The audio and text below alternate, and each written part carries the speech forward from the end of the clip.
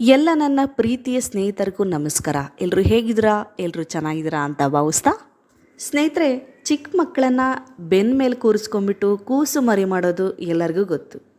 ಆ ಕೂಸು ಮರಿ ಮಾಡುವಾಗ ಒಂದು ಹಾಡು ಎಲ್ಲ ಜನಸಾಮಾನ್ಯರಿಗೂ ಗೊತ್ತಿರುವಂತಹ ಹಾಡು.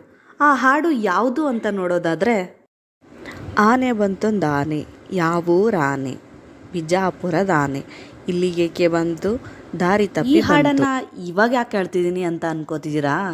ಈ ಹಾಡು ಎಲ್ಲಿಂದ ಬಂತು ಅಂತ ಗೊತ್ತಾ? ನಮ್ಮ ಕರ್ನಾಟಕದ ಹೆಮ್ಮೆಯ ವಿಜಯನಗರದ ಸಾಮ್ರಾಜ್ಯ ಯಾರಿಗೆ ಗೊತ್ತಿಲ್ಲ ಹೇಳಿ? ಬೀದಿ ಬೀದಿಯಲ್ಲಿ ರತ್ನಗಳು, ಬಂಗಾರ, ವಜ್ರ, ವೈಡೂರ್ಯವನ್ನು ಮಾರಾಟ ಮಾಡ್ತಿದ್ದಂತಹ ಶ್ರೀಮಂತ ರಾಜ್ಯ ಅಂದರೆ ವಿಜಯನಗರದ ಸಾಮ್ರಾಜ್ಯ. ಎಲ್ಲ ಪರಕೀಯರು ದಾಳಿ ಮಾಡಿ ಅಲ್ಲಿರುವಂತಹ ಎಲ್ಲ ವಜ್ರ, ವೈಡೂರ್ಯ, ಬಂಗಾರವನ್ನೆಲ್ಲ ಕೊಳ್ಳೆ ಹೊಡೆದ್ಬಿಡ್ತಾರೆ. ಎಲ್ಲ ಕೊಳ್ಳೆ ಹೊಡ್ಕೊಂಡು ಹೋದ್ಮೇಲೆ ಇನ್ನೇನು ಉಳಿದಿರುತ್ತೆ? ಏನೂ ಉಳಿದಿರಲ್ಲ. ಆದರೆ ಒಬ್ಬ ಸೈನಿಕ ಮಾತ್ರ ಅಲ್ಲಿ ಇಲ್ಲಿ ಬಿದ್ದಿರುವ ಬಂಗಾರ, ಬೆಳ್ಳಿ, ವಜ್ರ, ವೈಡೂರ್ಯ ಎಲ್ಲವನ್ನು ತೆಗೆದುಕೊಂಡು ಆನೆಗಳ ಮೇಲೆ ಇಟ್ಕೊಂಡ್ಬಿಟ್ಟು, ಅದು 500 ಆನೆಗಳ ಮೇಲೆ ಇಟ್ಕೊಂಡ್ಬಿಟ್ಟು ಹೊರಡ್ತಾನೆ. ಅದು ಹೋಗಿ ತಲುಪೋದು ಬಿಜಾಪುರ ನಗರಕ್ಕೆ.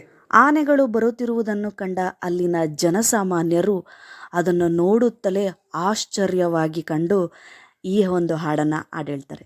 ಅದೇ ಹಾಡು, ಆನೆ ಬಂತು ಆನೆ, ಯಾವೂರ ಆನೆ, ಬಿಜಾಪುರದ ಆನೆ, ಇಲ್ಲಿಗೇಕೆ ಬಂತು, ದಾರಿ ತಪ್ಪಿ ಬಂತು ಎಂದು ಹಾಡನ್ನು ಹೇಳ್ತಾರೆ.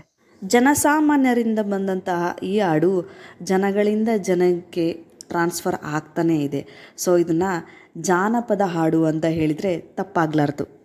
ನೋಡಿ, ವಿಜಯನಗರ ಸಾಮ್ರಾಜ್ಯದಲ್ಲಿ ಅಲ್ಲಿ ಇಲ್ಲಿ ಬಿದ್ದಂತಹ ವಜ್ರ, ವೈಡೂರ್ಯ, ಬಂಗಾರ, ಬೆಳ್ಳಿ ಇದನ್ನೆಲ್ಲ ಆಯ್ದುಕೊಂಡು ಬಂದಿರುವಂತಹ ಆ ಬಂಗಾರ 500 ಆನೆಗಳ ಮೇಲೆ ಹೊತ್ಕೊಂಡ್ಬರೋ ಥರ ಆಯಿತು. ಅಂದರೆ ಅರ್ಥ ಮಾಡ್ಕೊಳ್ಳಿ, ನಮ್ಮ ಕರ್ನಾಟಕದಲ್ಲಿ ನಮ್ಮ ವಿಜಯನಗರದ ಸಾಮ್ರಾಜ್ಯ ಎಷ್ಟು ಶ್ರೀಮಂತವಾಗಿತ್ತು ಅಂತ. ಎಷ್ಟೋ ಶ್ರೀಮಂತಹ ಮನೆತನಗಳು ಶುರುವಾಗಿದ್ದು ಉತ್ತರ ಕರ್ನಾಟಕದಲ್ಲಿ. ಆದರೆ ಈಗ ನಮ್ಮ ಬೆಂಗಳೂರು ಇರೋದು ದಕ್ಷಿಣ ಕರ್ನಾಟಕದಲ್ಲಿ. ಹಾಗಾಗಿ ನಮ್ಮ ಉತ್ತರ ಕರ್ನಾಟಕಕ್ಕೆ ಅಷ್ಟೊಂದು ಬೆಂಬಲ ಸಿಗ್ತಾ ಇಲ್ಲ.